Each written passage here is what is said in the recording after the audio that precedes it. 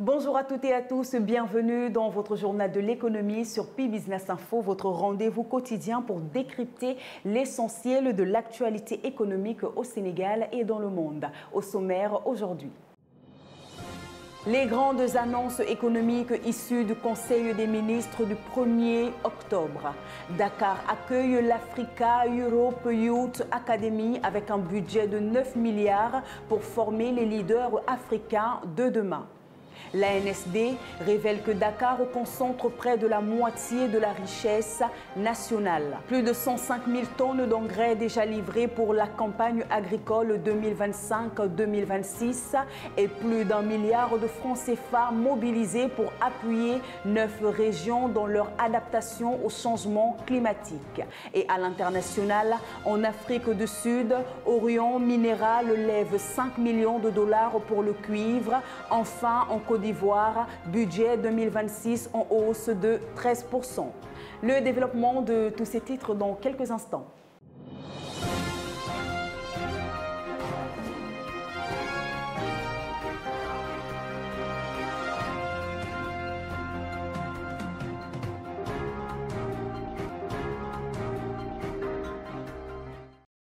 Ouvrons cette édition de notre journal de l'économie sur Pi Business Info par les grandes annonces économiques du dernier Conseil des ministres.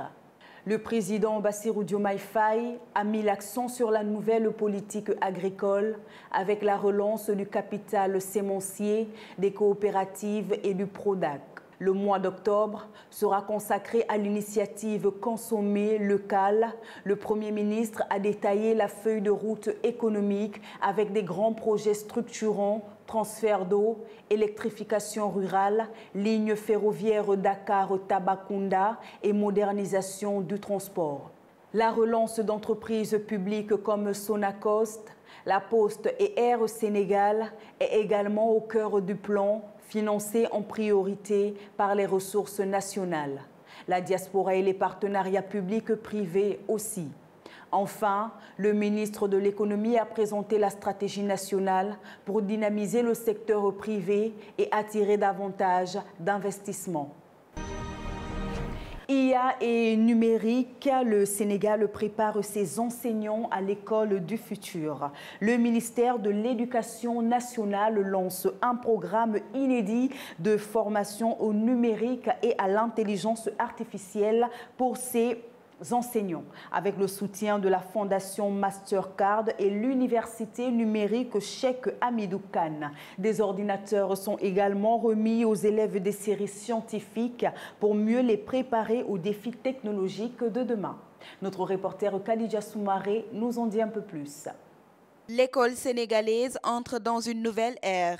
Ce mardi 30 septembre 2025, le ministère de l'Éducation nationale a officiellement lancé un vaste programme de formation au numérique et à l'intelligence artificielle destiné aux enseignants et au personnel éducatif. Mise en œuvre avec l'appui de la Fondation Mastercard et l'Université numérique Cheikh Hamidou Kane à travers le programme Force N, ce projet marque une étape clé de la stratégie du numérique pour l'éducation 2025-2029. Dans le même élan, des ordinateurs ont été remis aux élèves des séries scientifiques afin de renforcer l'apprentissage et préparer la jeunesse sénégalaise aux défis technologiques de demain. Ce programme s'inscrit dans la vision du président Bassirou Diomaye Diakhar Faye qui fait du numérique un levier stratégique pour la souveraineté éducative du pays. Avec cette initiative, le Sénégal ambitionne de devenir une référence africaine dans l'intégration du numérique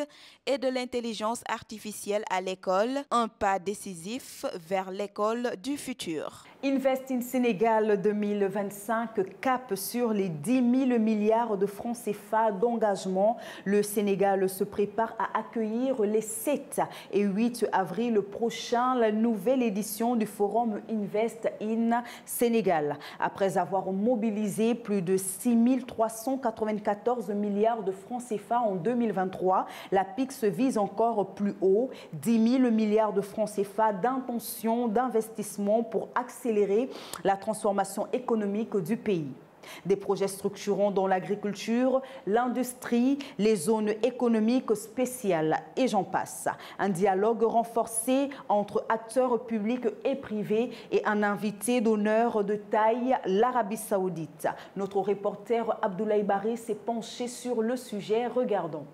Le Sénégal s'apprête à écrire une nouvelle page de son histoire économique. Les 7 et 8 avril prochains, Dakar accueillera l'édition 2025 du Forum Invest in Sénégal. Objectif affiché, franchir la barre symbolique des 10 000 milliards de francs CFA d'intention d'investissement. En 2023, le Forum avait mobilisé plus de 6 394 milliards de francs CFA, organisé plus de 1000 rendez-vous d'affaires et abouti à 10 protocoles d'accord. Cette année, l'APEX vise encore plus haut. Notre objectif est de dépasser la barre des 10 000 milliards. C'est réaliste car le portefeuille d'investissement inscrit dans la vision 2050 dépasse largement ce chiffre, explique Abibatou Emmanuel Thiam, directrice des investissements et partenariats APEX. Déjà, plusieurs investisseurs ont manifesté leur intérêt dans des secteurs clés: agriculture, développement industriel, zone économique spéciale, des projets transformateurs et catalytique pour le Sénégal de demain. Cette édition aura également une saveur particulière. L'Arabie Saoudite sera le pays invité d'honneur, un choix qui traduit la volonté du Sénégal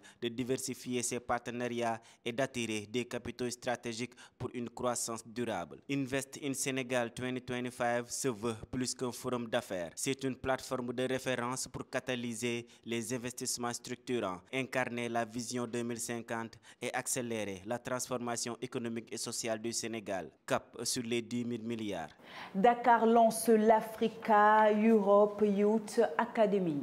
Avec un budget de 9 milliards de francs CFA, l'Africa Europe Youth Academy a été lancée à Dakar. Ce programme vise à former une nouvelle génération de leaders africains dans 20 pays, avec une attention particulière à l'inclusion. 50% des bénéficiaires seront des femmes et 25% des jeunes issus de situations vulnérables. L'initiative soutenue par l'Union européenne, la France et l'Italie mise sur 3 axes: révéler le potentiel des jeunes, accompagner leurs projets et renforcer leur réseau. Nous continuons avec nos informations sur le plan national. Dakar, moteur économique du Sénégal. Selon l'ANSD, Dakar concentre 46% du PIB national, soit plus de 8 500 milliards de francs CFA en 2023. 5 régions dominent l'économie sénégalaise: Dakar, Thiès, Diourbel, Saint-Louis et Kaolack.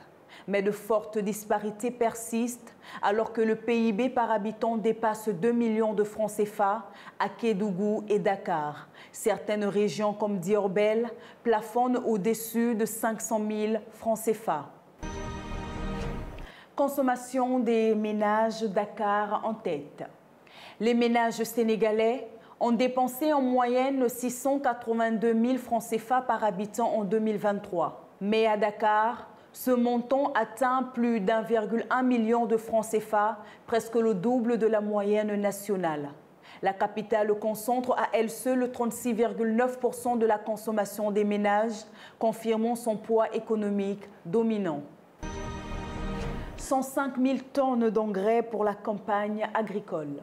Les ICS ont produit plus de 105 000 tonnes d'engrais pour la campagne 2025-2026, dont 93 000 déjà livrés aux distributeurs. Les prix ont été réduits pour soutenir les producteurs, tandis que le programme PIXA accompagne les agriculteurs avec des formations et la mise à disposition d'intrants. L'objectif est de renforcer la souveraineté alimentaire et accroître la résilience face au changement climatique.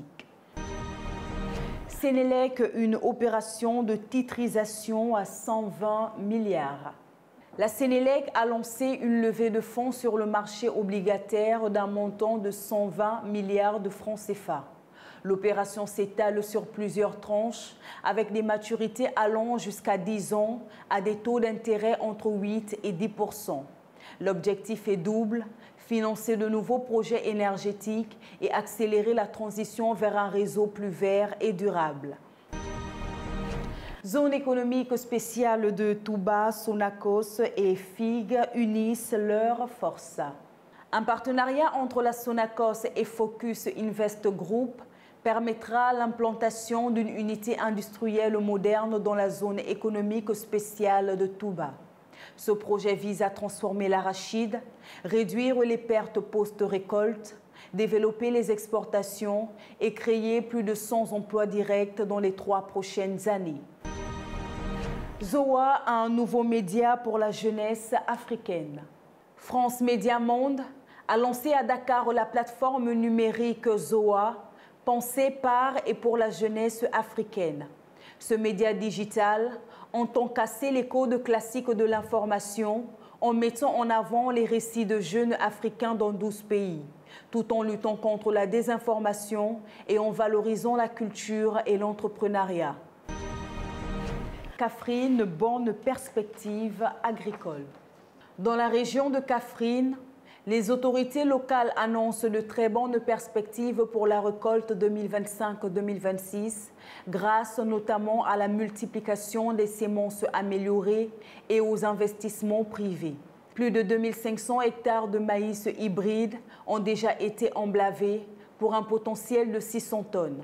Les producteurs saluent l'accompagnement de l'État, mais demandent davantage de soutien logistique et financier. Adaptation au changement climatique, 1 milliard pour 9 régions. Un programme de 1,56 milliard de francs CFA vient d'être lancé pour renforcer la résilience climatique dans 9 régions du Sénégal. Il prévoit la mise en place de plans sectoriels et locaux d'adaptation, ainsi qu'une plateforme nationale d'information climatique.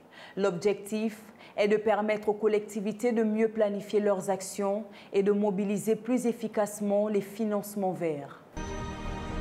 Bouclons notre page nationale par le portrait écho de la rédaction de P-Business Info. De stagiaire à CEO, elle incarne l'ascension professionnelle par excellence. Nous vous invitons à découvrir Marcel Monkam Siayoji, directrice générale de Jumia Sénégal, et de plonger au cœur de son parcours inspirant, de ses stratégies innovantes et de son engagement auprès de ses équipes.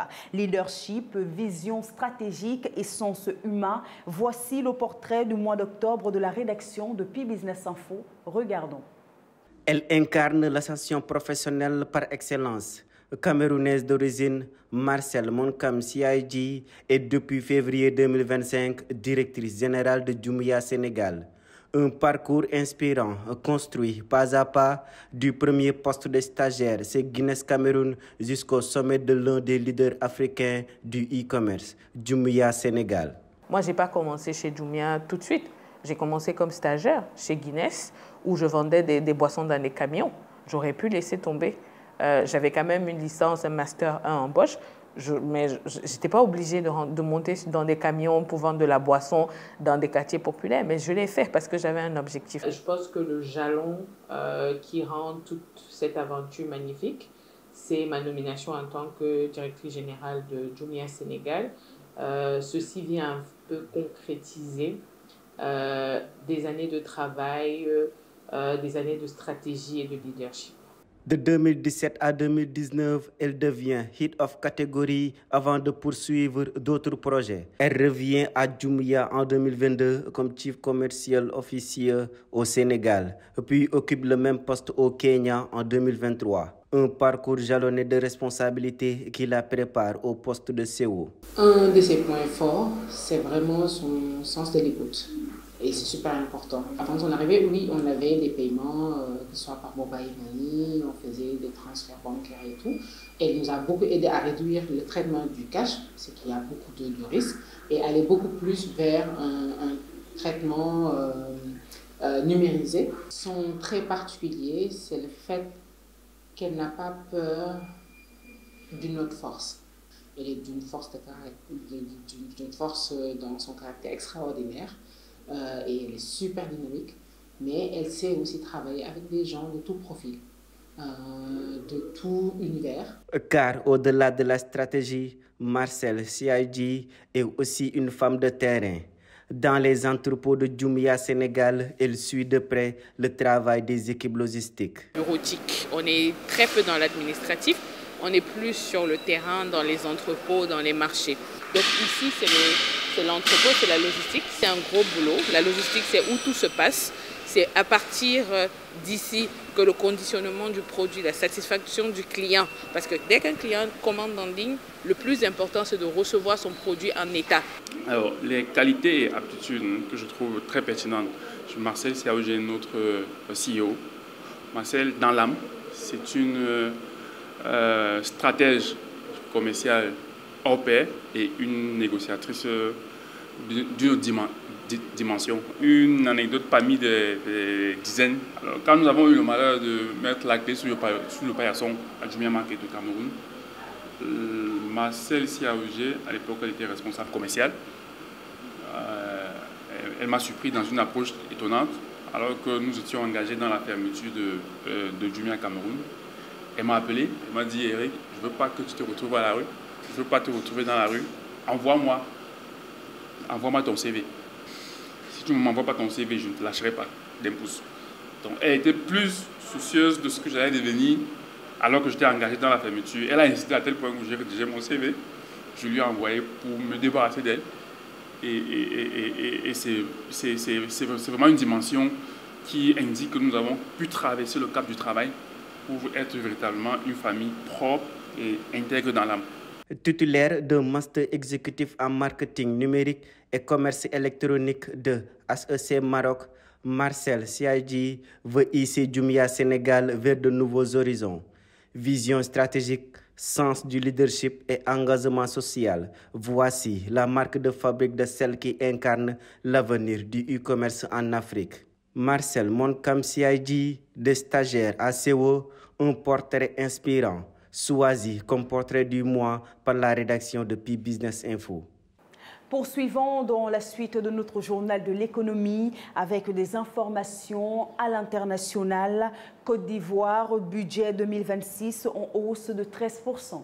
Le gouvernement ivoirien a adopté un projet de loi de finances 2026 de 17 350 milliards de francs CFA en hausse de 13,1%.